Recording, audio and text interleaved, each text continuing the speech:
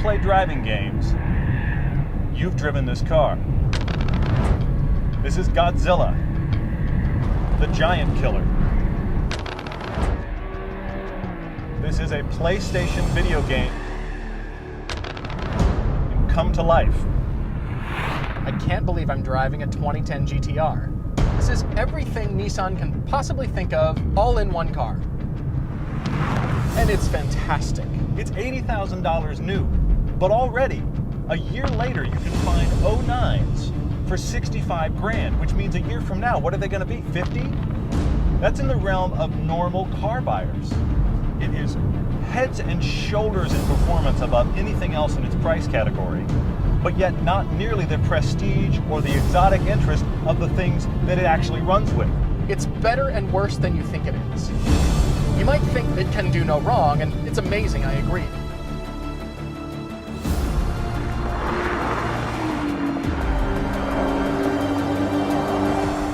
But there's some things that I don't understand. I mean, this is Nissan's full-on attempt at their supercar. Why couldn't they make it more beautiful?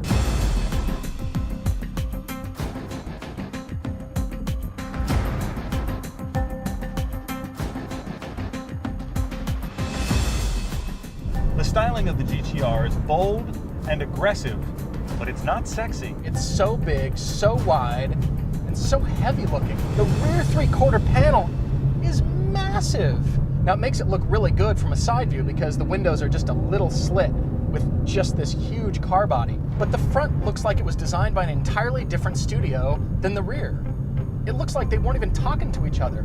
I had this car parked next to a Porsche Cayman S, and a guy came up to me and said, "Is that GTR as fast as the Porsche?" It's far faster, but that's the problem. Parked next to anything that is truly exotic or sexy looking, this goes unnoticed. That just isn't gonna happen. There's no way you can miss this car. It doesn't look like a world-beating supercar.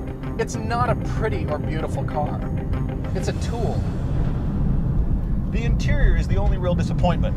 There's a weird mix of materials here, and some of them feel like an $80,000 car, and some of them feel like about a 30.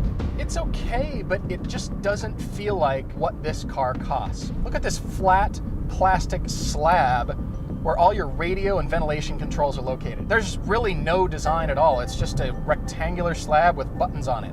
Fortunately, the seats are fantastic. The back seats are useless. I mean, they're pointless. And you can't put your children back there because they're going to be throwing up and freaking out. So basically, it's just not for people. The only redeeming feature about the interior of the GTR, it's this 7-inch navigation screen with a hard drive. This interface has been designed by Polyphony Digital. Video game designers have influenced the design of the car, not the other way around. You can go to the information screen and you can dial up your G-forces in acceleration, in braking, and in steering. Now the problem with that is that actually turns this car into a video game.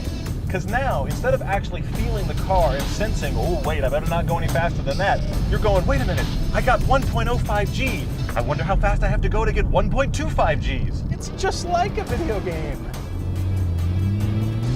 If you didn't have the driving sensations, you might actually think it's a video game. Because there's so much technology going on, you don't know if it was you doing the driving or was that the car that saved your ass. You just throw it into a corner entirely too fast, get on the gas way too early, and you're a rock star. You come out baffled because you should be dead and you're going twice as fast. The Nissan GTR is the guitar hero of cars. It makes you look like an absolute driving genius, but everybody secretly knows you're not. The things you can do in this car defy logic. Corners I used to do at 60, I do at 90 in the GTR, and it feels like nothing.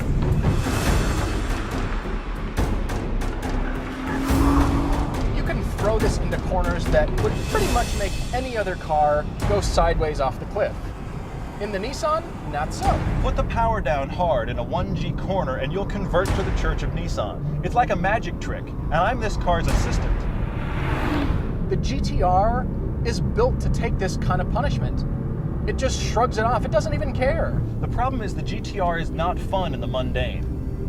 If you drove this every day and took it to go get groceries, it's going to feel like you attached a racehorse to a wagon. Parking lots are not its friend. It hates reverse. It hates slow speed turnarounds. It just wants to go with its hair on fire all the time. This transmission is completely flummoxed by any kind of slow speed maneuver.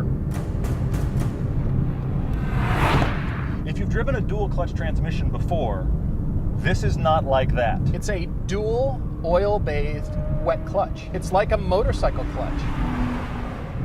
You can actually feel it clutching and declutching whenever you upshift and downshift. This car is a lesson in high-speed transmissions. Upshifts, downshifts, they're instantaneous. They feel just like a sport bike.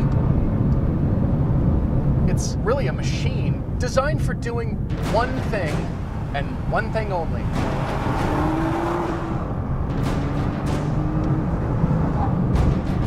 Ho-ho! That's what I'm talking about. I like to say you can't drive a spec sheet, and you really can't, because on paper, this car is down on power to a lot of other cars, and you think, well, that means it's slower. Above 4,000 RPMs, the engine is like your harness to Armageddon. Oh my gosh, I cannot get enough of this. It's just like a drug addiction. Although drug addictions are gonna be cheaper. Because it's not more involving, you want to go a little faster next time. You want to push a little harder on the next corner. And eventually, that's probably going to kill you. If you decide the GTR is for you, good luck buying tires, gas, and speeding tickets, because damn. Ultimately, the GTR is a fantastic driving machine. The thing is, it does everything so well, it doesn't make you work for any kind of reward. It's like a $10 hooker. It just gives it up instantaneously. Whenever I push the GTR, I'm impressed. I'm surprised. I'm a little baffled. But I'm also not necessary. It's doing similar magic to the Lancer Evo, except it's doing so much more that I'm even less involved. The GTR really insulates you from that driving experience with technology. The Lotus Elise is a fraction as fast as this car, but 10 times more involving.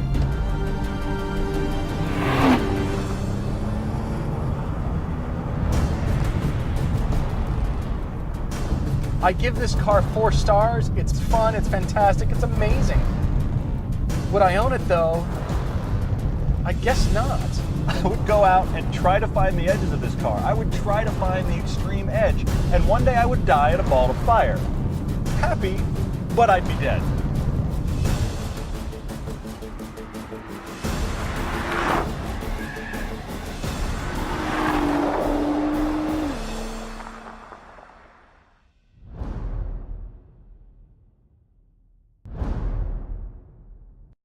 Subscribing costs nothing.